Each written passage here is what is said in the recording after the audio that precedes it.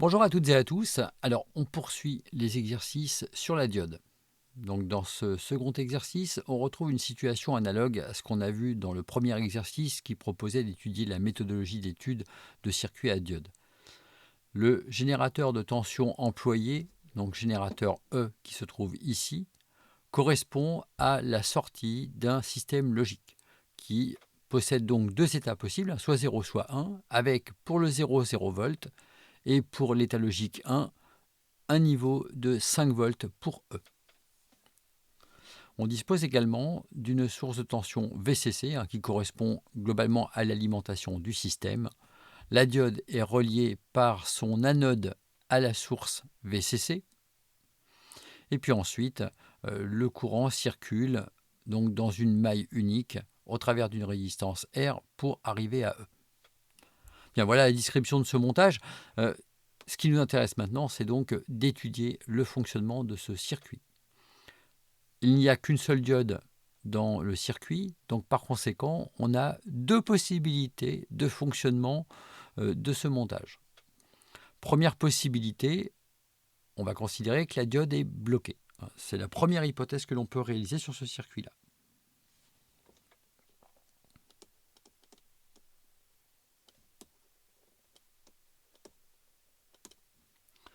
Parallèlement à ça, je vous propose de voir également ce qui se passe lorsque la diode est passante.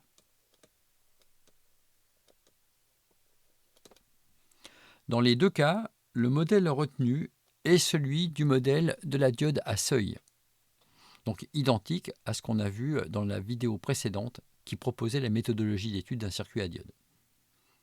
Pour pouvoir étudier ce circuit convenablement, il faut, dans chacun des cas, remplacer la diode par son modèle équivalent. Donc on refait systématiquement un schéma.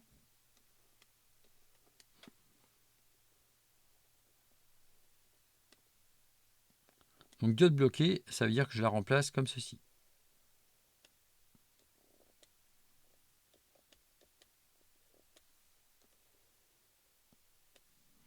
Donc voilà pour ce premier schéma, alors qu'on va évidemment compléter avec toutes les informations utiles.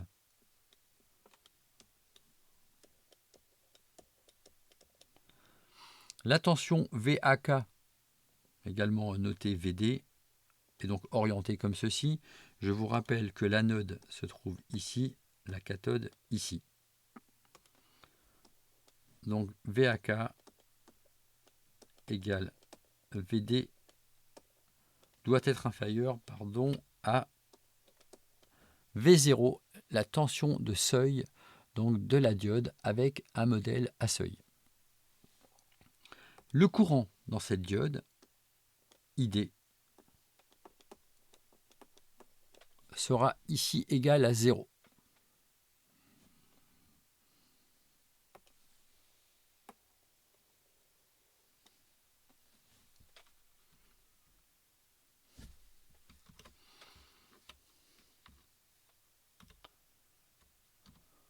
Bon, j'ai voulu décaler, c'est pas très heureux, bon, pas grave. Donc voilà pour le schéma équivalent lorsque la diode est considérée comme bloquée. Je vous rappelle que dans ce cas-là, la condition à vérifier, c'est celle-ci. Voilà ce qu'il va falloir vérifier de façon analytique. On va devoir vérifier que VAK, c'est-à-dire VD, est inférieur à V0. Pour ce qui concerne maintenant la diode passante, il faut également donc refaire un schéma équivalent en considérant maintenant le modèle de la diode passante. Alors cette diode, lorsqu'elle est passante, elle se comporte comme une source de tension. On va bien rappeler où se trouve l'anode et la cathode pour ne pas commettre d'erreur. La tension aux bornes de la diode, c'est donc ici. Non, je vais la mettre de l'autre côté, pardon.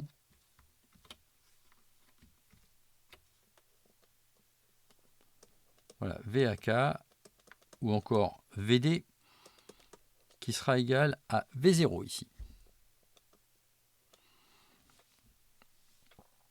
Alors terminons ce schéma. Sur ce schéma, on trouve bien sûr la source de tension VCC. on trouve la résistance série qui limite le courant dans la diode, notre source de tension E, et on referme la maille, puisque ce circuit ne comporte qu'une seule maille. Ici, la tension E d'entrée de notre système logique, la résistance est notée R, et bien sûr, le courant ID qui doit ici être supérieur à 0.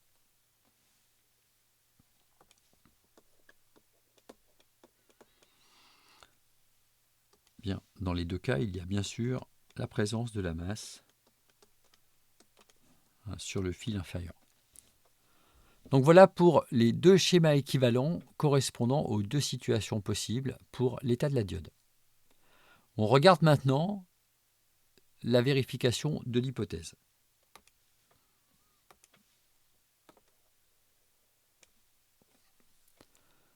Alors, pour la diode bloquée, l'hypothèse à vérifier, c'est le fait que VAK soit inférieur à V0. VAK ou VD. Donc par conséquent, il faut exprimer VD. Alors on va compléter ce schéma en ajoutant d'autres éléments connus. Effectivement, ce qui peut être intéressant, c'est de visualiser les différents potentiels sur les différents points. Ici, au niveau de la masse, le potentiel c'est 0 V. Donc par conséquent, le potentiel de l'autre côté de la source E, ce sera plus E. La différence de potentiel aux bornes de la résistance R. Cette résistance est parcourue par un courant nul. Donc par conséquent, la différence de potentiel à ces bornes, je la note avec une convention récepteur, c'est 0. Donc si maintenant je m'intéresse au potentiel de K, le potentiel de K, c'est donc le potentiel de E, ici, auquel j'ajoute 0 pour arriver en K. Donc j'ai le potentiel E ici pour VK. Ensuite, si on se place de l'autre côté ici, le potentiel sur ce fil ici, c'est VCC. Ce potentiel, il court évidemment tout le long du fil et par conséquent, VA est égal à VCC. Donc si maintenant je m'intéresse à VD,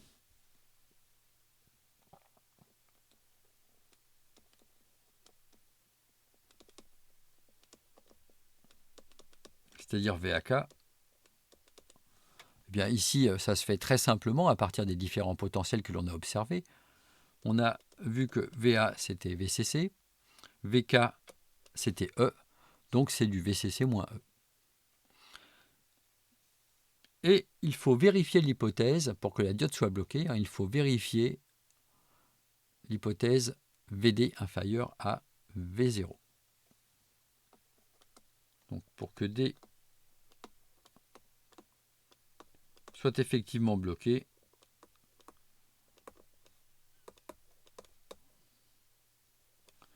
eh bien, il faut vérifier VD inférieur à V0. Ce qui sera donc équivalent dans le cas présent à vérifier le fait que VCC moins E soit inférieur à V0, ce qui va me permettre d'obtenir une inégalité sur E pour connaître l'état de cette diode. Donc par conséquent ici, ça me donne du VCC moins V0 inférieur à E. Ce que je peux écrire plus clairement sous la forme E doit être supérieur à VCC moins V0. Donc voilà la condition pour que cette diode soit bloquée. On va maintenant procéder de la même façon avec la diode passante.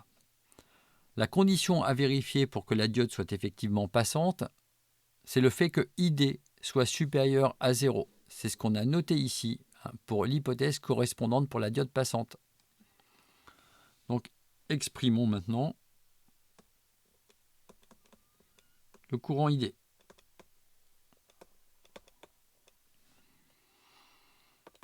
Alors c'est toujours un tout petit peu plus compliqué de travailler sur ID. On va commencer par raisonner sur les potentiels et on va regarder ce qui se passe au niveau de la résistance R. Bon, c'est une façon comme une autre de procéder, hein. Le courant ID, on le retrouve ici. La différence de potentiel aux bornes de R, c'est celle-ci. C'est donc du VK moins E. Alors, on va faire évoluer le potentiel sur les différents points du circuit de façon à pouvoir déterminer cette différence de potentiel aux bornes de R.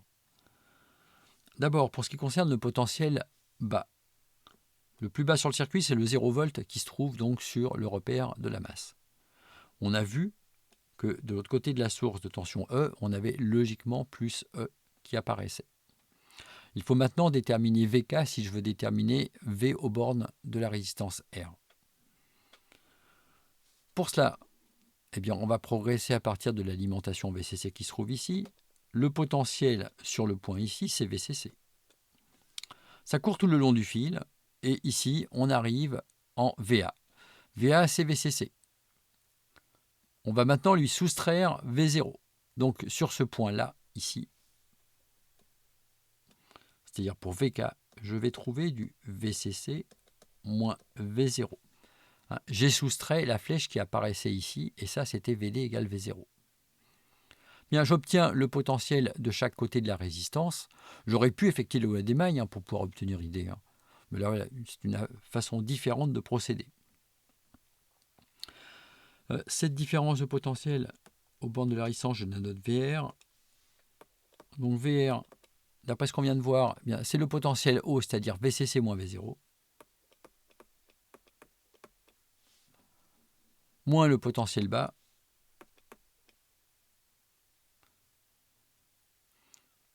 et puis ensuite, tout ça, c'est également égal, d'après la loi d'Ohm,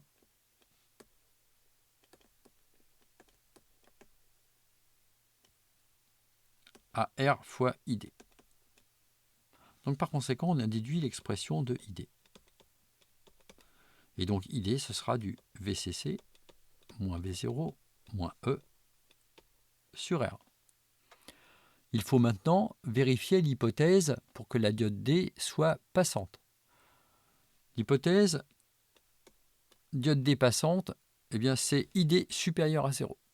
Et ça, je vais maintenant le traduire en modifiant un petit peu cette expression de façon à faire apparaître une inéquation sur E.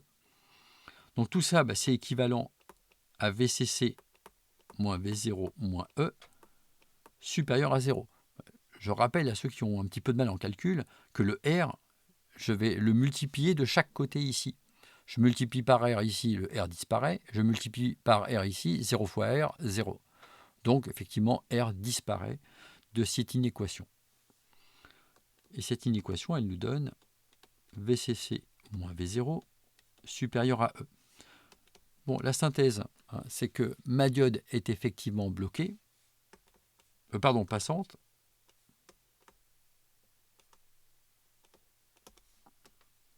si E est inférieur à VCC moins V0.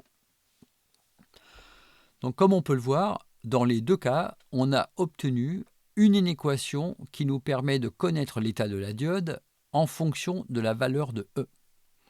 Et vous pouvez même remarquer que ces inéquations sont complémentaires. Alors, à l'égalité près que je ne traite pas, je vous l'ai déjà dit dans la vidéo précédente.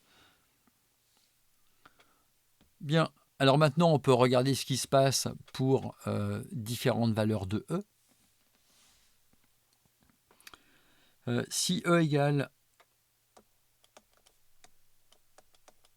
0 volt, eh bien lorsque E est égal à 0 volt, est-ce que 0 est supérieur à VCC moins V0? Alors pour rappel, VCC moins V0, ça vaut 3 volts. Donc c'est vrai dans les deux cas. Donc est-ce que E est supérieur à 3? Non. E n'est pas supérieur à 3. Donc la diode n'est pas bloquée.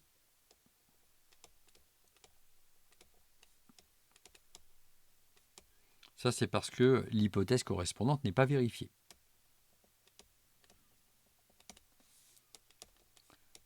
Par conséquent,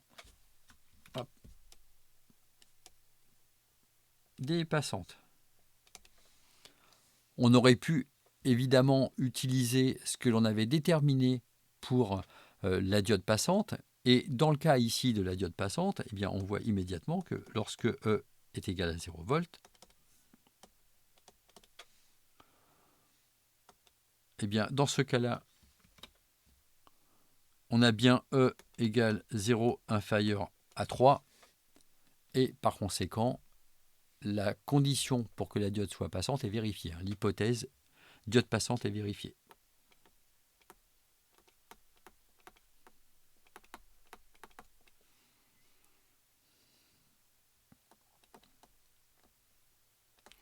Ce qui vérifie l'hypothèse D passante.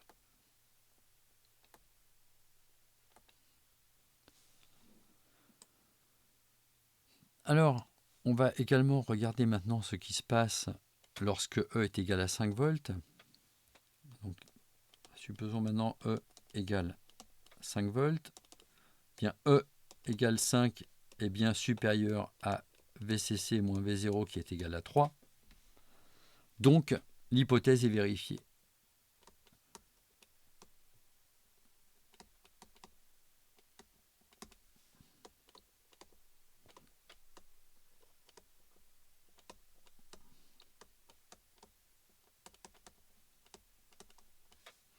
De la même façon, avec ce qu'on a établi pour le modèle de la diode passante, E égale 5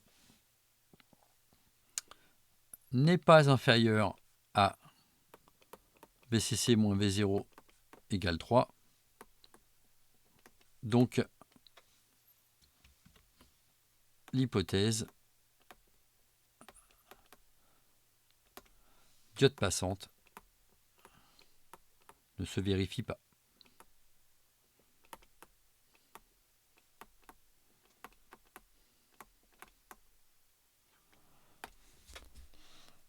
Bien, bon là on a rédigé convenablement cet exercice avec les deux cas de figure possibles, les deux cas d'étude possibles. Évidemment, à nouveau, on voit bien qu'il n'est pas utile de faire cette étude dans les deux cas possibles, puisqu'il y a redondance au niveau des résultats. On obtient quelque chose qui est complètement complémentaire. On n'a pas indiqué quel serait l'état de cette diode dans les différents cas. Donc, si E égale 0,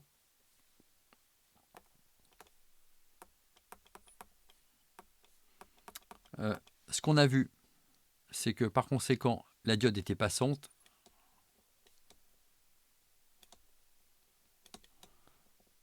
Donc, la LED allumée.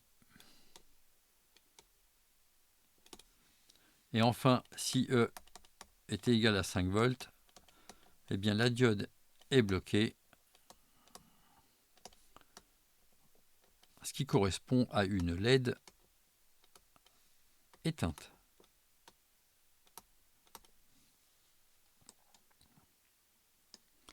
Enfin, on va déterminer la valeur de la résistance R pour limiter le courant à 10 mA lorsque la diode est allumée. Donc pour le calcul de R,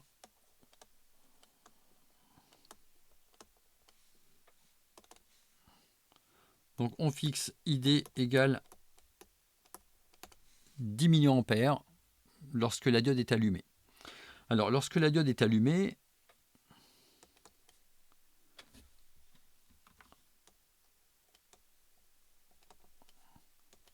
eh bien on a vu que ID, c'est l'expression qu'on avait obtenue ici, était égale à VCC moins V0 moins E sur R.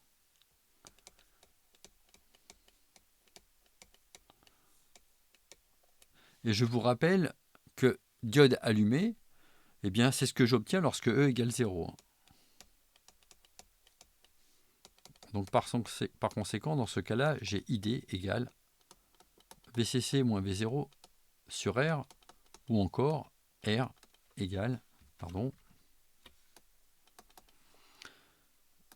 VCC moins V0 sur ID.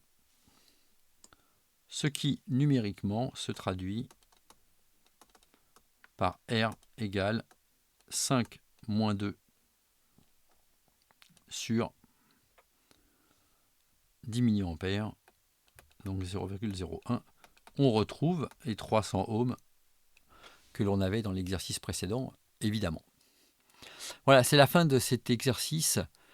À nouveau, hein, ça a été relativement long parce que je tiens à ce que les aspects méthodologiques soient bien maîtrisés.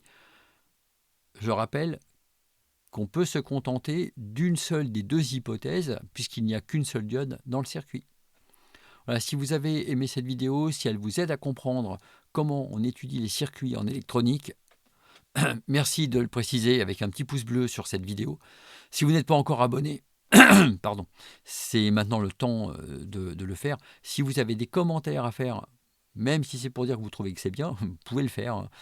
C'est toujours agréable à lire. Et puis, merci d'avoir suivi la vidéo et à bientôt pour d'autres vidéos de correction sur les exercices à diode, hein, les circuits à diode.